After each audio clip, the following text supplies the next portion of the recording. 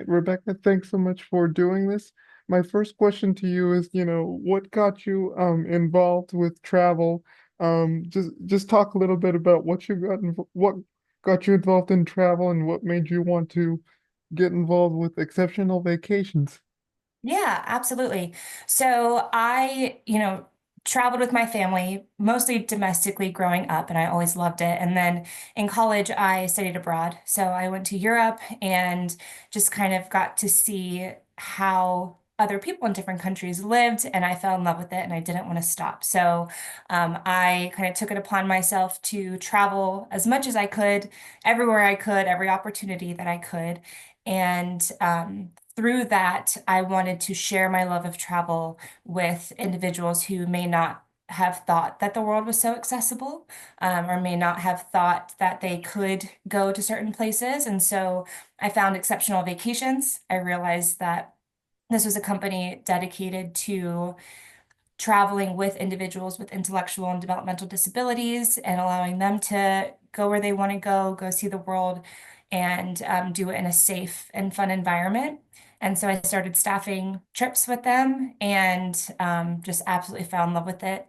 And now I'm the director of Exceptional Vacations. So definitely a dream job for me to combine, my passion and love of travel and being able to share it with others.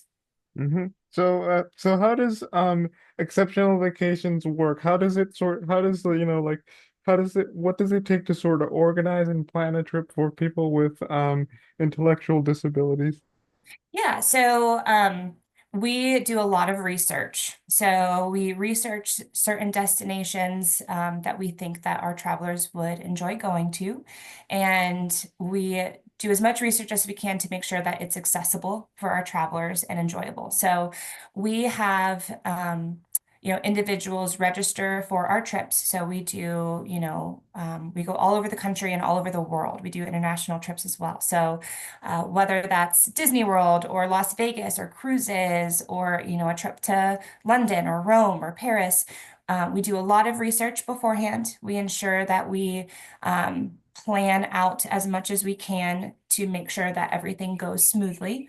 And then our travelers can register for our trips. Through that registration process, we have forms that everyone fills out. So we understand the level of care that those travelers may need for traveling. We understand, if they have certain fears or, if they don't like big crowds or loud noises or anything like that. So that way we can ensure that we have correct staffing for them to help them.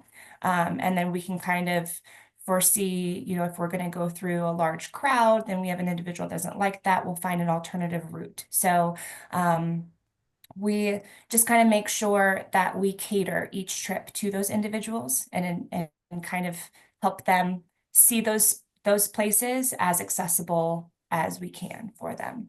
Mm-hmm. My next question is, like when let's say you're on a trip and there are certain barriers. How do you sort of adjust in the moment, because oftentimes, you bump into something and you have like very little time to react. So like how do you adjust in the moment to like obstacles and circumstances that arise on the trip?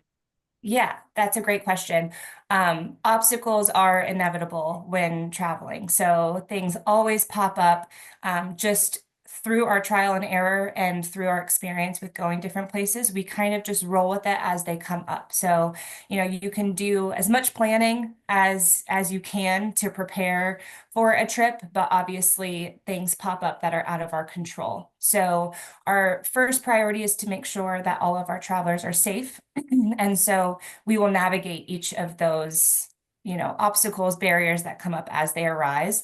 But we always just try to find a happy medium between making sure everything is accessible and all of our travelers are safe and well taken care of, and navigate them, as they come up. Whether it's a flight delay or cancellation, we always just, prepare as much as we can and then find the best route to move forward, just with each different situation. Hmm. My next question is like What are like travel like agencies, other travel agencies often missing when it comes to sort of adapting and accommodating people with disabilities, and how how can they sort of learn from your organization to sort of better serve people with intellectual disabilities? That's also an amazing question. Um, I think a lot of travel agencies, you know, cater to individuals who they maybe just assume are ambulatory or don't need certain types of accommodations. And hopefully they do have those types of accommodations if a traveler is to reach out and need certain types of accommodations. But I think that for those travel agencies to just do the research on, if I do have an individual who needs, a ramp van for their wheelchair, or if they need certain types of medical equipment, or, if they need sensory assistance, if they need headphones or maybe sunglasses, if there's a lot of lights, just kind of being aware of just different types of accommodations that they can make in order to make those other individuals feel included and still able to attend those vacations and go to those places just with those certain accommodations that they need. Hmm. My next question is, I often ask this of guests, like, what have you learned in doing this kind of work at exceptional vacations and just like during your time there, what have you learned, in going on these trips with people with intellectual disabilities? What have you sort of learned? So I have learned that the world is much more accessible than people may think. Travel can be very intimidating to somebody who may need special accommodations. And through my experience of going to certain places and, of course, traveling with individuals with disabilities, I've learned that there are a lot of places that do have accommodations or, have adapted their, walkways or just that they have special accommodations for these individuals now. There is still a lot of work that needs to be done. There are still a lot of places that haven't gotten to that point, but that's hopefully what we are here to do. We're here to advocate. We're here to ensure that those companies, those places can all add those adaptations to include everybody. To that end, what can like how can the travel agency how can the travel industry be more suited be more adapted and accommodated for people with intellectual disabilities? Because you said there's still a lot more work to do. So I'm wondering how do you sort of fine it tune and make sure that intellectuals with disabilities have the best travel experience they can? Yeah, so what I've seen a lot lately are a lot of like sports arenas and concert stadiums. They have sensory rooms, and even airports, they have sensory rooms. So that's a room that a family or somebody can go into that is a little bit more quiet. They may have like just calming music. It's a place where they can just kind of decompress in a very crowded or overstimulating area. So I think sensory rooms are fantastic for someone who just needs to take a moment. So I think having more places incorporate sensory rooms or sensory equipment. So earplugs or sunglasses. And then, of course, physically to make things more accessible by installing ramps or have alternative routes for people to get from point A to point B. And then another thing that I think has been really helpful, especially in the traveling department, is the Sunflower Lanyard program that has been established in a lot of airports now. So I think that smaller airports definitely need to get on board with this, and it is growing. But the Sunflower Lanyard program is a program that has been started at certain airports to where an individual that may have a hidden disability, since not all disabilities are like physically obvious to others.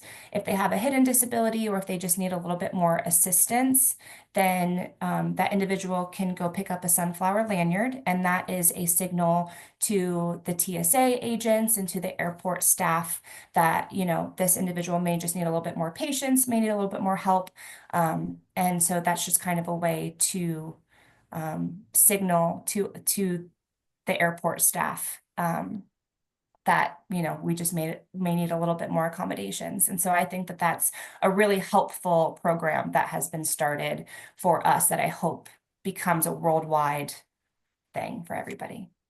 Mm-hmm.